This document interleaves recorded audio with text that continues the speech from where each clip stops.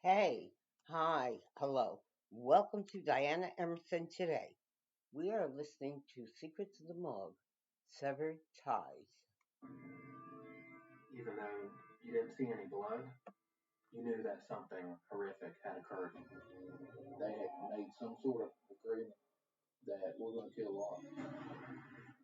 The limb bones were taken off, the head was severed, there were just pieces of bone. Where the body parts were found, that is certainly the most gruesome scene you could imagine. Part of it is this deep-rooted desire to erase a person from existence. We're very surprised that we did not find any DNA. We really do this work to speak for those who can't speak for themselves. A shocking murder becomes a dark mystery. The victim's body holds the key to convicting the killer. Every fiber is a clue. Every wound is a piece of the puzzle. In these cases, it's up to the medical examiner to find the crucial evidence and catch the murderer. This is Secrets of the Morgue. I open the box and I find numerous vials. There were just pieces of bone. There was ribs. There were vertebrae. I have actually never received a case with so many vials before. So it was very, very difficult. Hence, I think that's why they brought it to me. Dr. Ann Ross is facing the shattered remains of a horrible crime and one of the biggest mysteries of her career. What drives us to do this kind of work is that these are huge puzzles. The bones tell you the life history of the person. They can tell us all the things that occurred to you throughout your life, and we can tell you what happened in the death.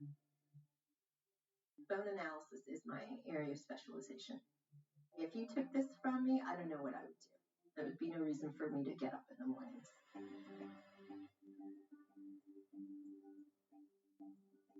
The remains, found in a creek, have traveled over 1,000 miles back to Dr. Ross's examination table. We were told that it was a victim that had died in Raleigh, had been transported to Texas. And since the crime occurred in Raleigh, the remains were returned for the investigation.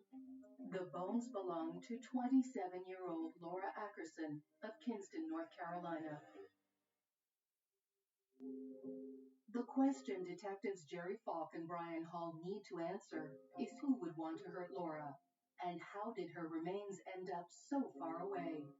When we have a potential homicide investigation, the goal of the police department is to learn as much as we can about that particular person.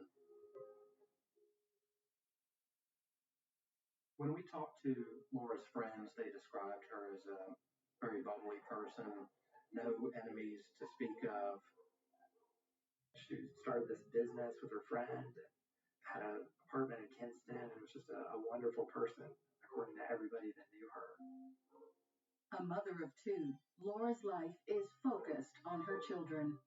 The main thing about her was that she loved her kids, and she was all about her two boys, and her life kind of revolved around that. All she wanted was to live with her boys and have a good life with them. Laura's best friend is a woman by the name of Yvonne Mathis.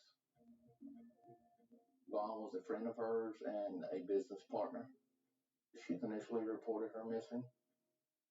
There was a gap in continual phone contact that they regularly kept with each other. Yvonne grew increasingly concerned. Laura wasn't answering her calls, and it was odd that Laura had disappeared at that point. And so she notified Kinston police. Along with the investigators, Dr. Ross is trying to piece together the truth of what happened to Laura with only a few scattered bones. Law enforcement deal with the crime scene aspect, whereas I actually deal with the remains of the case. The limb bones were taken off, the head was severed, the arms, were severed as well. But by the time that we received them, they were devoid of all soft tissue. There's a sense of sadness because once you've seen pictures of her and what she looked like in life and pictures of her with her children and compare that to what you receive, it helps motivate me. You really do this work to speak for those who can't speak for themselves. Dr. Ross's task is made more complex by the people who first handled the remains.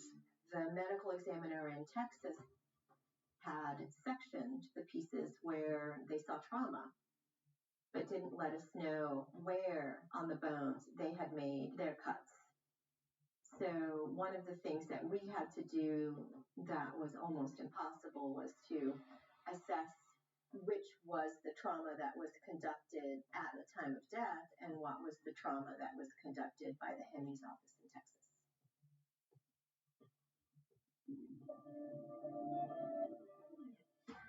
How Laura's body ended up dismembered is a mystery that detectives have spent weeks trying to unravel. Generally speaking, people are not killed by strangers. They're killed by somebody they know. And people generally have a relationship of some kind to their assailant. There are occasions where we have what's called a stranger-on-stranger murder, but that is the rarity. That's not the norm. The detective's first stop is a man that Laura's been seeing. Mike was somebody that we definitely talked to, and he actually contacted us initially because he heard that Laura was missing. I remember him, offering, hey, do you mind if I create some flyers, some missing person flyers and distribute them? Guilty parties will often stay close to investigators who are working the beat.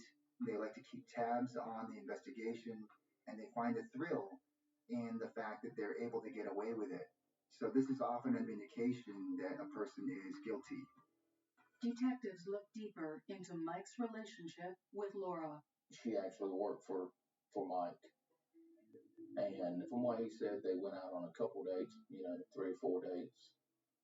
He was a person of interest in that sense. He had a computer that he had communicated with her on, and we took a look at that. He would have liked to continue dating her, but she said, no, I can't date anybody right now. I'm in the middle of this custody case, and I don't want to do anything to jeopardize that. Ultimately, Mike is cleared, but the custody case is a promising lead, one that points investigators towards her ex, Grant Hayes. He was this well-known, kind of charismatic type personality, the life of the party sort of person. Grant Hayes played at area bars, and a lot of people knew him as a great musician.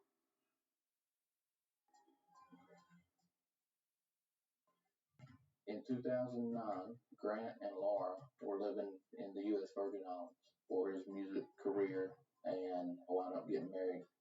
Laura was under the impression that the two of them were married. They went to the courthouse and went through the whole ceremony, but Grant never actually signed the marriage license, so the marriage was null and void. So they were actually never married. The couple has 2 children together. But while they were living in the Virgin Islands, Grant met Amanda.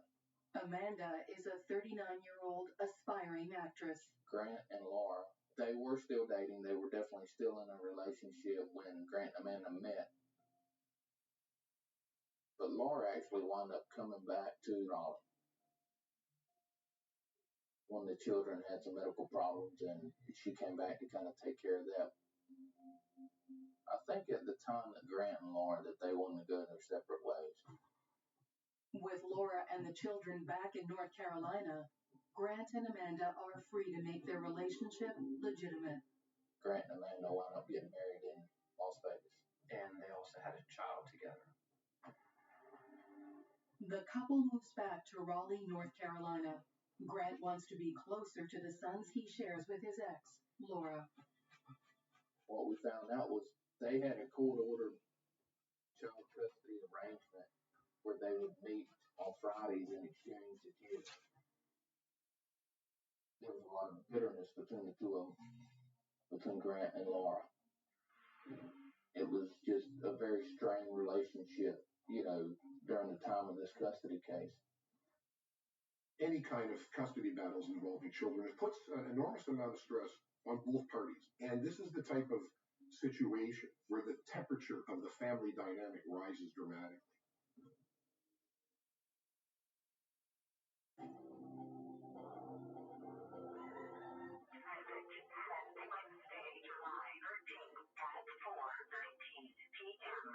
Investigators discover a voicemail Laura left for a friend on the day she went missing.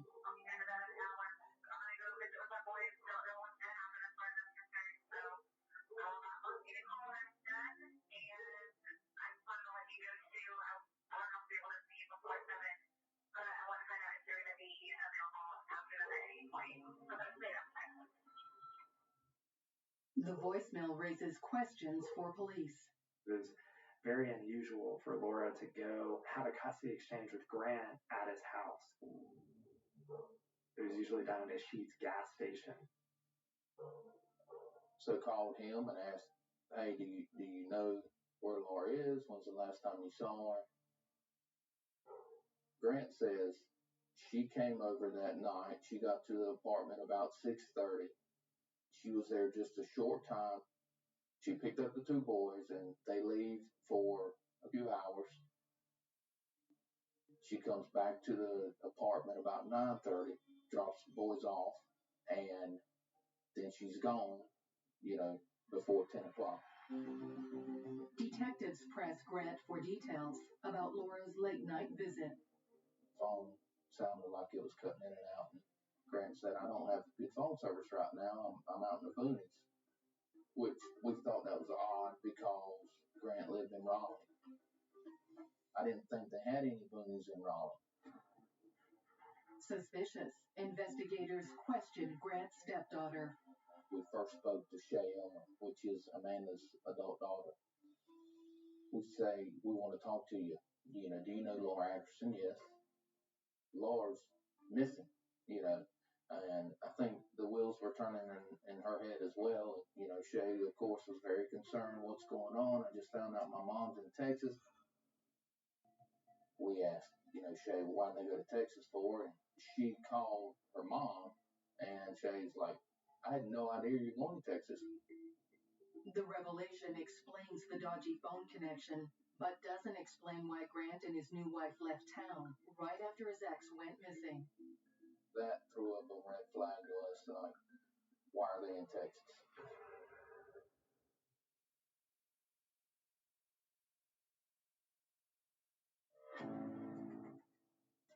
For investigators, it seems as though Laura Atkerson has simply vanished.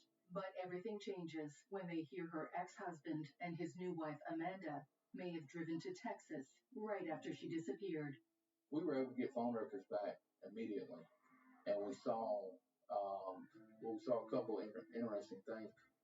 We learned early on when we looked at Grant Hayes' cell phone records that his phone was traveling from Raleigh, North Carolina, and was traveling across Mississippi and seemingly was heading to Texas. Karen Berry, Amanda's sister, resided in Fort Bend County, almost exactly where his cell phone pinged. Detectives head to Texas to interview Karen Berry. She says, I know why you're here. And she says, but can I please pray first? Which for a detective, that's a good sign, because she's going to talk to Jesus, then she's going to talk to us, right? She started discussing how Grant and Amanda had come down there. How was an impromptu visit? It was hard for her because Amanda was her sister, but at the same time, she wanted to do the right thing. Investigators learned Grant and Amanda behaved strangely while in town. He was asking about a hog pen that was nearby and what that would be used for. Our property, it's out kind of in the country, about an hour from Houston. And she has hogs and chickens and that sort of thing. And she said, I saw Grant was over there one day doing something in the hog pen. So go and there's this area in the soil that's a different color than the rest of the soil around. It's darker, like something had been poured there. Detectives take a sample of the soil and send it for testing. We analyzed that and were able to determine that there were traces of muriatic acid in that soil. Muriatic acid is a highly corrosive chemical. It will destroy tissue and destroy evidence. If someone were to use muriatic acid as part of a crime, what they're essentially trying to do is disfigure the body. Investigators believe Grant and Amanda are trying to cover up a crime. In a case like this, investigators know that they have to find hard evidence, that they can't just rely on their intuition or a hunch. County Sheriff's Office in Texas as an investigator whose job it is to investigate environmental crime. And it just so happened that, on July 20th, he's going down to the dead end of Skinner Road to check this location that's a hot spot for illegal dumping. He checks the camera that law enforcement had set up to try to catch people illegally dumping. And he sees a lady by herself dumping this muriatic acid. Then he goes over in the woods where the camera shows her dumping it, and it's still there.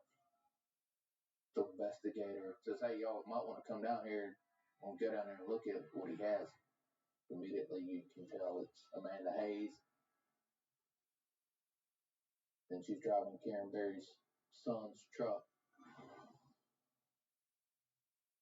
It is suspicious behavior for a couple who claim not to know anything about Laura's disappearance. Detectives turn to Dr. Ross in an attempt to link the acid directly to Laura's remains. I think Grant had the idea that he would put acid on the body and the body would disappear, and that's obviously not what happens. His effort to dump acid on the body is straight out of Breaking Bad, and so that's the only thing I could think is that the guy had watched a lot of TV and thought that was a way to dispose of the body. They wanted me to look at the teeth on the skull because some of the reports had been that they had used some type of acid to hinder her identification. There was a discoloration on the teeth, but there's no way to tell if it was the acid. It's a setback for investigators. Without a clear connection, there is no way to link the acid burns in Texas to Laura's remains. Just because you don't find something, it doesn't mean it wasn't utilized. It's just that on the remains available, there was no way to conclusively assess whether that was the case or not. What investigators have learned is that whatever happened to Laura, Grant wasn't working alone. Leading up to that point, we did not know the extent of Amanda's involvement. Certainly was a big confirmation that she had a role in this. She was by herself. Grant wasn't there, so it wasn't one of those things where she could say, well, he forced me to do something. No, you were doing things, by your own free will. Detectives finally get the break they've been looking for. Karen Berry, Amanda's sister, gave some information that led them to the creek across the street. Grant and Amanda had gone out in a John boat late at night with a bunch of coolers that they had taken from North Carolina in a trailer. And prior to that, Grant and Amanda had been asking questions about whether there were alligators in this creek. Investigators were led to that creek. Members of the Fort Bend County Sheriff's Office got a boat to go out and look in that creek to see if they could locate Laura. I think the water temperature was incredibly high. The air temperature was over 90 degrees. And they discovered parts of her body in that creek, essentially melting in the hot Texas sun. They would see this fatty substance floating on the water, and then they would kind of swim over in that area, and that's what they did each time. It was a worst nightmare for everybody involved in this case. And we only had 60% of the body, With authorities able to place Grant and Amanda near where Laura's remains are discovered, they believe the couple must have been involved in her murder. Investigators need to gather real proof. They need forensic evidence. They need eyewitness accounts. They need stuff that will hold up in a court of law. Up until that point, we really had no cause of death. We didn't know what it was. I mean, we knew that, nobody's going to survive being dismembered, of course. But we had no physical evidence where we could say, hey, this is how Laura died. We had no proof. I just envisioned them, they were going to get away with it.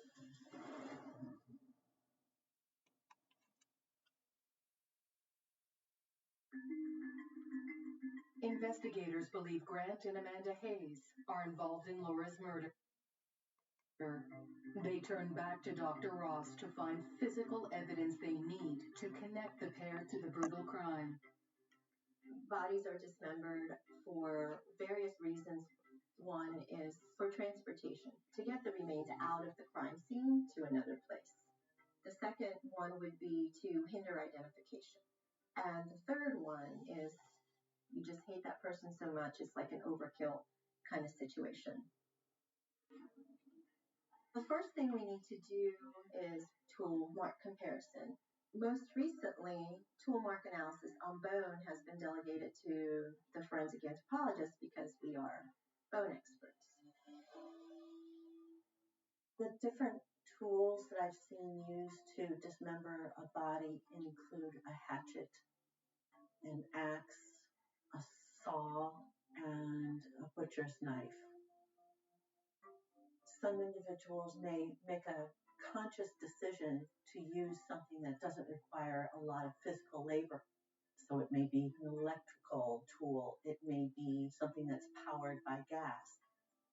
However, they may choose to experience the dismembering by using a lot of physical force and venting anger in that manner.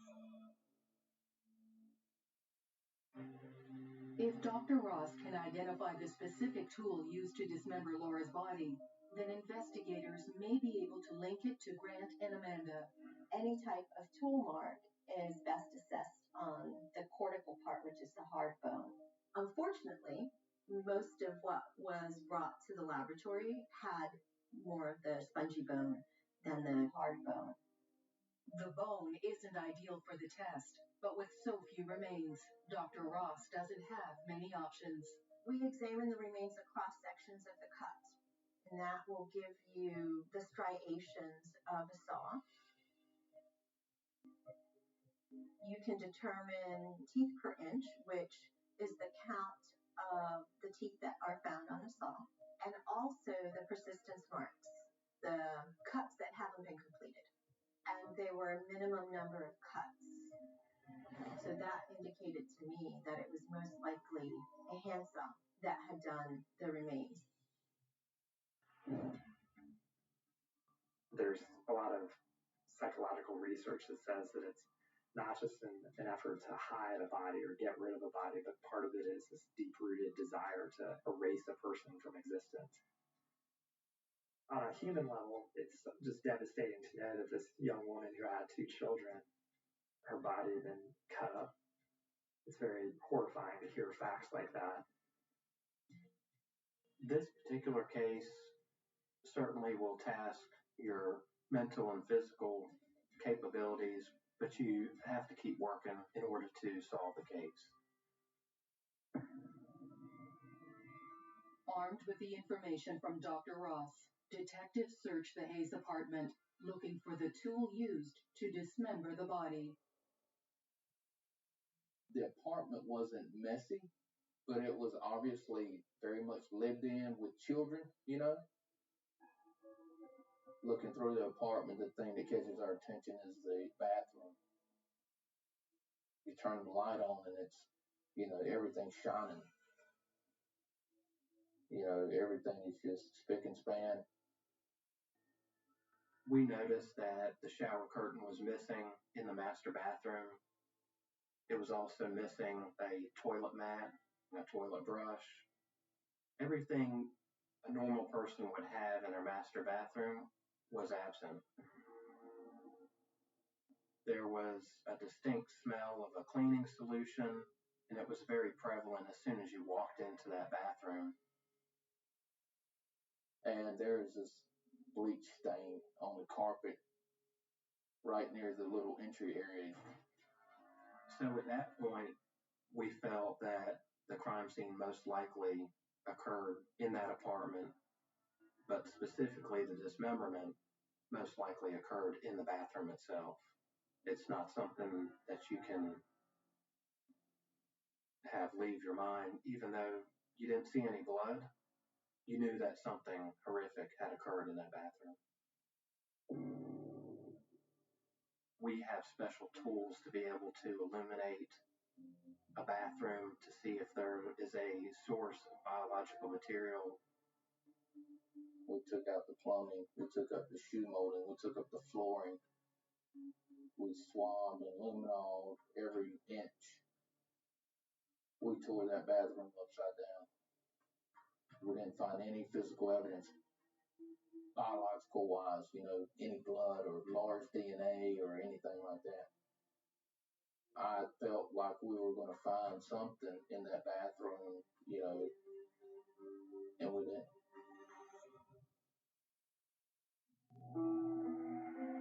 For investigators, it's a nightmare to be this close to solving a horrifying murder, but missing that key piece of the puzzle.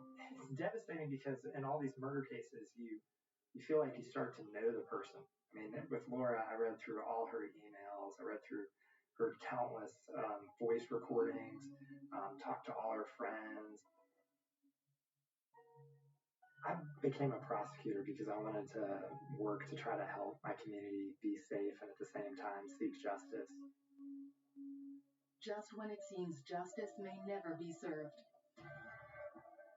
Dr. Ross gets a call from investigators in Texas. They found one of Laura's legs, and it's intact. They found her femur, Laura Ackerson's femur. It was a major break in the case. The remains that we had received in the past, they were so fragmentary that it was more difficult. If you look at your arm bones or your leg bones, the whole shaft is composed of compact bone. The femur is the longest bone of the body, and Texas sent it directly, and we were extremely excited. The new bone could potentially lead Dr. Ross to the cause of death and help solve this tragic murder. I think one of the greatest things that sticks with me with this case is how humans will go so far and lose their humanity in order to advance their own agendas to the detriment of their own children. It's important, it's imperative to compartmentalize that, regardless of your personal feelings or opinions. It's really important to not let those drive your work. The evidence is what actually needs to be presented at trial.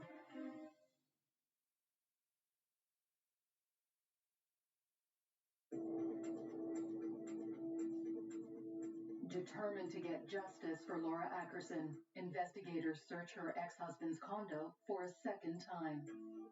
There was a ton of stuff in the apartment, but buried kind of amongst some papers. They find a piece of paper that's signed by Laura Ackerson. It's a sort of custody agreement where Laura agrees to give up her children for a sum of money, which is something that, according to everyone that knew Laura, she would never do. So if we knew that Laura was alive when she was writing that note and that there was some sort of duress going on, then it was pretty clear that there was some sort of concerted effort by Grant Hayes to either blackmail her or murder her. I believe that Grant was enraged in dealing with the child custody upcoming court case.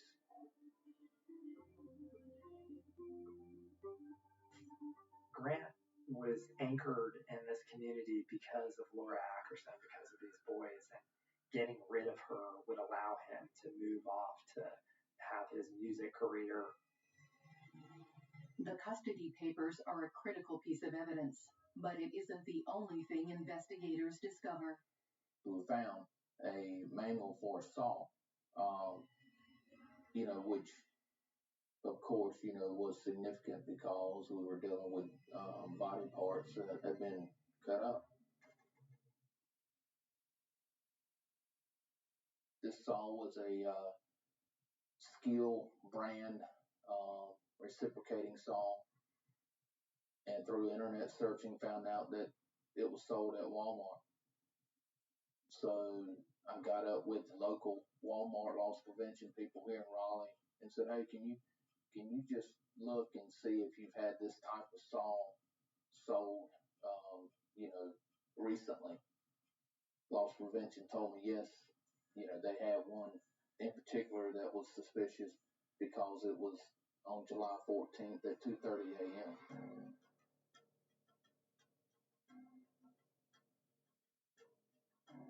People get divorced all the time, and they fight about chandeliers, and they fight about the blender and the vacuum cleaner. But when it comes to the discussion and the argument and the litigation surrounding their children, this is a very, very personal and intimate motivation.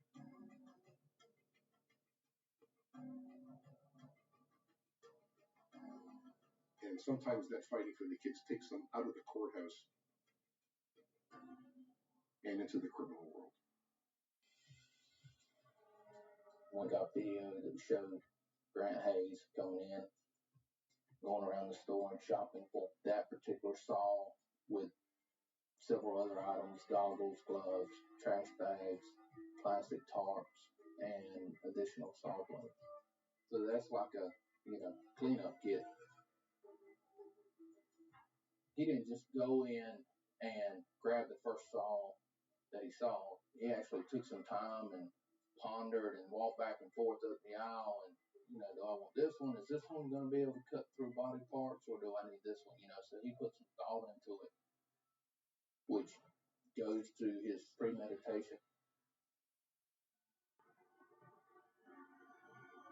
It's just chilling to watch him shop for a saw that he'll use to dismember the mother of his children.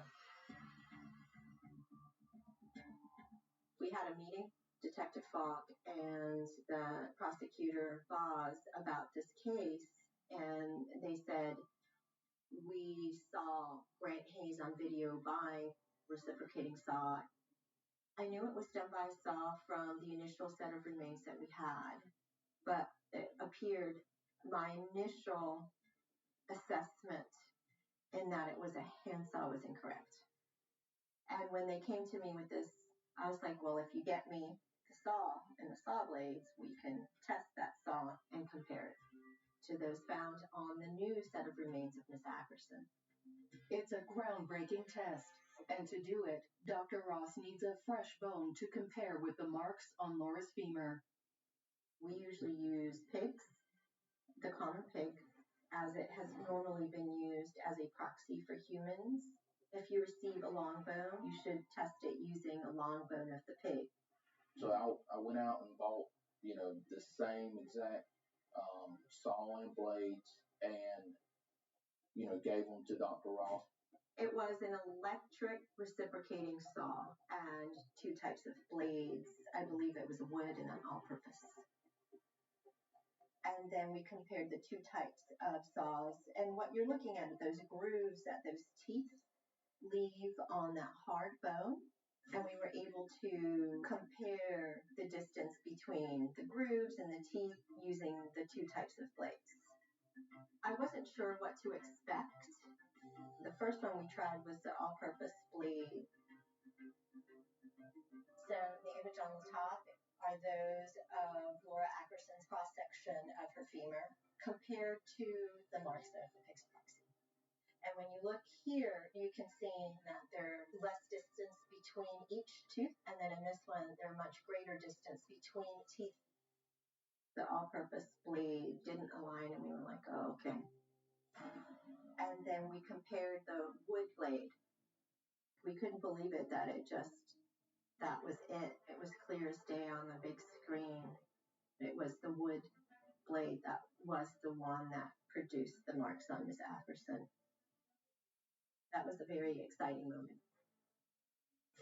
It's the breakthrough evidence investigators have been hoping for. Dr. Ross's scientific ability is cutting edge. At this point, we knew that Laura had been killed in this apartment. We knew that her body had been dismembered, but we didn't really have a cause of death. Dr. Ross is one discovery away from ensuring that Laura Ackerson's murderer spends the rest of his life behind bars.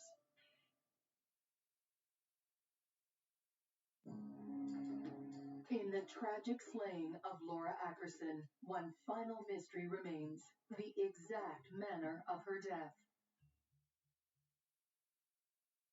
Under Laura's skull, there was a small little tick mark, and through microscopic examination, Dr. Ross was able to determine that it was the end of a serrated blade.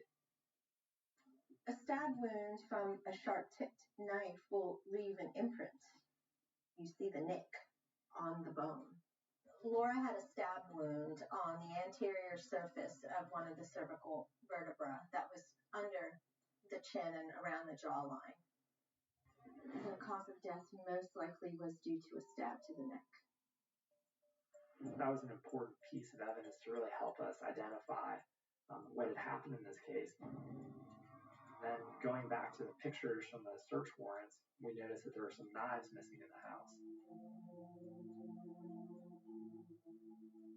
We never found the knife. It could have been that the suspect disposed of it before we had an opportunity to locate it.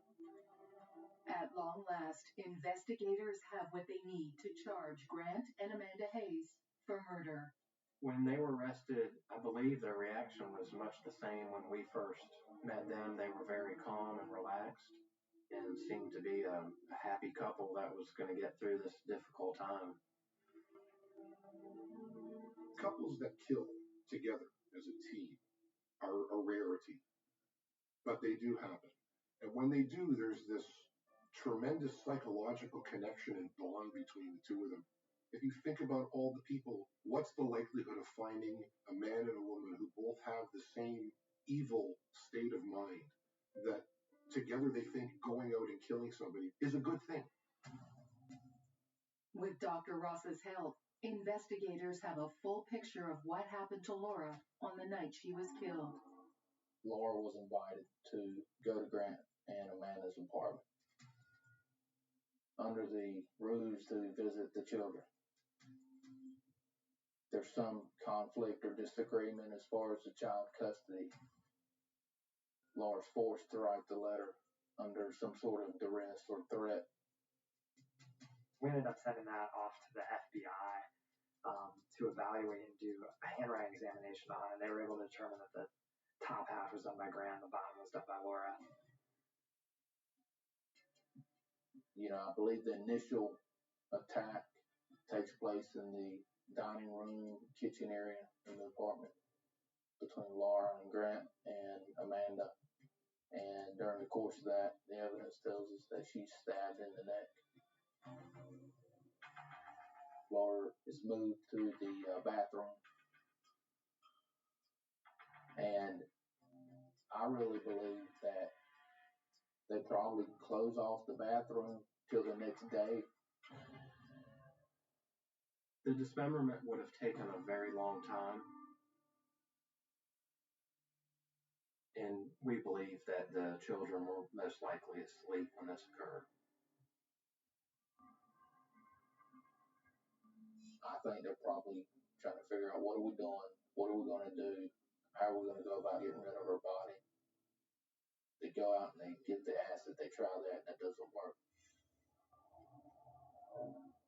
Looking back now on that day and at that time, he's going down the road with a cooler in the back with her dismembered body parts, and he tells the detective, I don't know what happened to her. I don't know where she is, Grant Hayes is tried in August 2013, and Amanda goes on trial in January 2014. When we first approached Grant and Amanda, I vividly remember they looked like newlyweds. During the trial, they each pointed the finger at the other one. It was my thought that they were both just as much involved as the other one. When you have a couple together and they're committing crimes, it's often difficult to find who's driving the train, because eventually when they get into court and people know that their lives are now at stake, it's very easy to point the finger at the other. So the motivation to save one's own skin far supersedes the love that the two of them in some bizarre way shared. Dr. Ross is called to the stand and puts forth solid evidence of the brutality of the crime. I testified as to the small puncture wound at the neck, and in the trial my job was to show them where and how she was dismembered. And when we were able to explain to them also with a picture which saw blade was used to do this to Miss Ackerson. Her testimony was key in the trial. The visual image that she was able to show, I think that made a big impact on the jury. This activity by Grant Hayes dismembering the body was so unusual and so extensive, and helped show the premeditation and deliberation that he had in committing the murder. The last piece of evidence that we put on was this rap song that he had written about killing Laura Ackerson. As we played that song, Grant started to sort of bob and nod his head to the music as it went on, which was a pretty chilling thing to see, that at that stage of trial he still just couldn't comprehend the vile nature of what he'd done. Grant was convicted of first-degree murder and received life in prison without parole. Amanda was convicted of second-degree murder. She got 13 to 16 years. It was the cooperation of investigators that finally saw justice for Laura. All Laura wanted was for her boys to be taken care of, and now she's no longer around for their lives, and it's just heartbreaking. I mean, that was the only thing in life that she cared about, and Grant Hayes took her from them. The thing that sticks out is the impact it's going to have on the kids, their life. 3-year-old and 4-year-old, and their mom and dad are both gone. Amanda and Grant had a baby girl who was newborn. I just hope that they're able to have a good life, a normal life.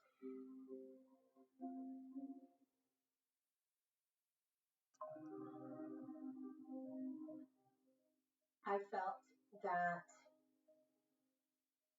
justice had been served, that Miss Ackerson, got her voice back. As a forensic anthropologist, I feel this is something that I have to do to give back to society. I have a unique ability, a unique training, and something that not everyone knows how to do. And it is my job to be able to give back in this way if no one else can.